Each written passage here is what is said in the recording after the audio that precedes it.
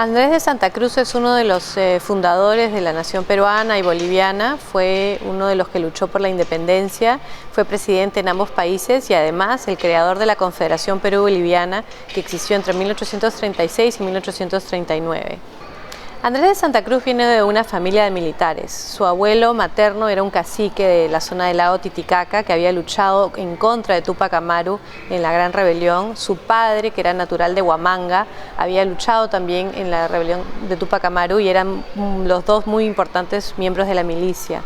Hacia el año 1809, cuando Andrés de Santa Cruz es bastante joven, se van a dar toda una serie de movilizaciones en el sur de los Andes, porque llegan tropas desde la Audiencia de Buenos Aires y se organiza un gran ejército en el sur del Perú, que lo organiza Goyeneche, que es un criollo arequipeño.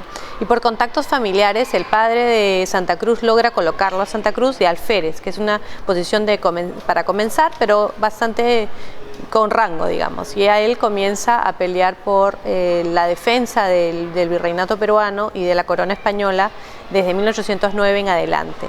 Y no va a ser hasta 1820 que él se va a cambiar de lado. Y él se va a cambiar de lado porque él cae prisionero 2 veces. La primera vez cae prisionero y lo llevan como prisionero de guerra hasta Buenos Aires, en una prisión, se escapa, regresa al Perú, se reincorpora a las filas realistas y cae preso segunda vez en la batalla de Cerro de Pasco en 1820. Y es en ese momento cuando ya el balance dentro del proceso independentista ha cambiado, que él reevalúa su posición y decide que dentro del ejército realista no tiene tantas opciones como en el nuevo ejército independentista, en el que él le prometen que puede seguir en su mismo rango, donde puede tener incluso una posición más importante. Y es ahí cuando decide cambiarse de bando y decide ser uno de los que ayuda a la formación del ejército, porque él había tenido un entrenamiento ya de 10 años con estas guerras que había peleado desde 1809. Y entonces es ahí que cambia de lado.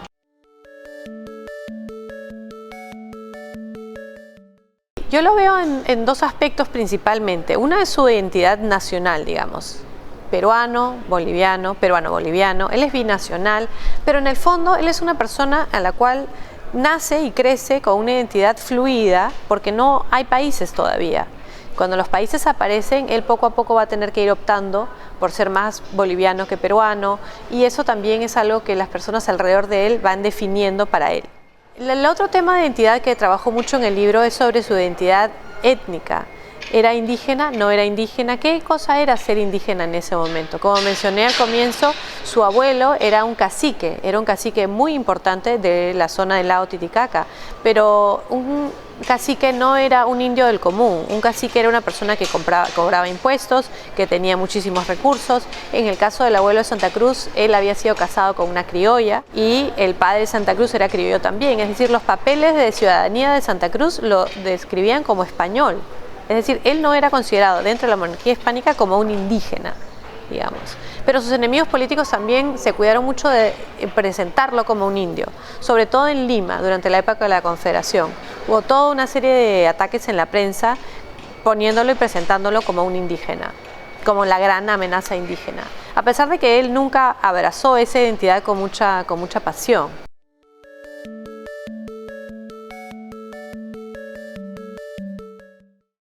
En el libro trato de un poco desenmarañar el origen de la palabra, cómo va cambiando, cómo se va utilizando, cómo se va usando para entender un fenómeno que se da en todas las nuevas repúblicas hispanoamericanas, que es tener estos jefes militares que van a tomar el poder y que van a concentrar mucho poder. Y entonces yo encuentro y analizo cómo es que se vive en el espacio andino, por eso lo llamo el caudillo de los Andes. Este no es un nombre que se le diera a Santa Cruz en la época, es un nombre, digamos, que yo he puesto para tratar de entender un fenómeno, y él sería uno de muchos caudillos que existieron en los Andes. Pero son caudillos que considero que son diferentes a los que se han visto como particularmente de los llanos o de las pampas, donde son hacendados con sus peones que simplemente los reúnen y pelean como bandas armadas. En los Andes yo veo que la milicia colonial y el ejército temprano van a ser muy importantes para la formación de redes, para la formación de identidades y para estructurar los poderes. El problema que tuvo Santa Cruz es que fracasó en su sueño más grande, que era crear una confederación entre Perú y Bolivia. Entonces podemos decir, bueno, ¿hasta qué punto fue un buen militar y un buen político en ese caso si no logró poner esa gran empresa junta? Sin embargo, fue el presidente de Bolivia por casi una década, modernizó el país, creó legislación, creó muchas cosas que hasta ahora sostienen la República Boliviana. Y en el caso peruano, lo que podemos ver es que el país, antes de la llegada de Santa Cruz y la creación de la Confederación, estaba sumido en una anarquía profunda. Habían divisiones entre el norte del Perú, el sur del Perú, guerras internas entre Orbegoso y Gamarra, y entonces Santa Cruz es muy hábil para organizar toda una serie de voluntades en todo el Perú. Y entonces, en ese sentido, era muy bueno para la estrategia particular y militar.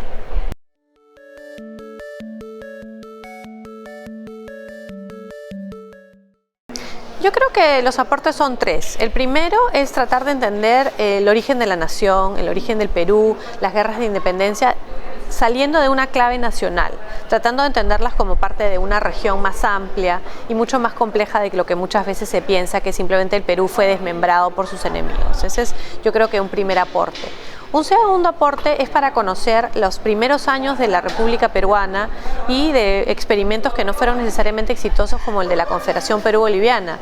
Y me parece que esto es bastante importante para entender cómo es que se forma el Perú, cuáles son temas que se cruzan hasta ahora, como la división que hay entre el norte y el centro del Perú y el sur del Perú, que son muy diferentes. Y eso es algo que se ve muy claramente en el libro. Y la tercera, yo creo que tiene que ver con cuestiones de identidad, pero también con cuestiones de largo plazo. El libro termina analizando cuáles son las consecuencias de la falla, de la pérdida de la Confederación. Y en muchos sentidos yo creo que va a prefigurar y va a anteceder lo que va a ser luego la Guerra del Pacífico, lo que va a ser la separación de Tacna y Arica del Perú, lo que van a ser los conflictos que aún continúan entre Chile, Perú y Bolivia sobre el acceso al mar de Bolivia.